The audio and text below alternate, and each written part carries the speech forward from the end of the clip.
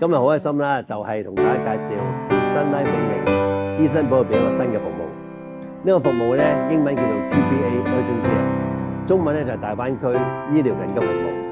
佢嘅最重要嘅好處咧，就係能夠係為咗移居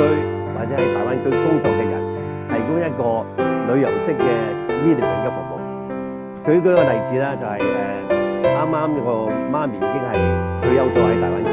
個仔去探佢嘅時候咧，就出去玩，啱啱下呢個媽咪就係腦出血，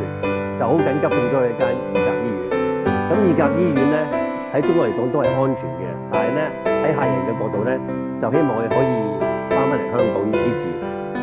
呢一個情況佢係腦出血，就唔係話係另一種嘅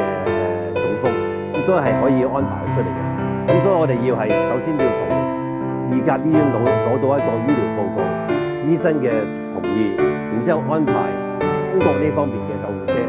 再喺邊境入邊咧，再要轉一架香港救護車，咁仲要係安排香港嘅醫生同埋醫生接佢。咁成件事情咧係複雜嘅，但我哋一日之內咧都安排得到。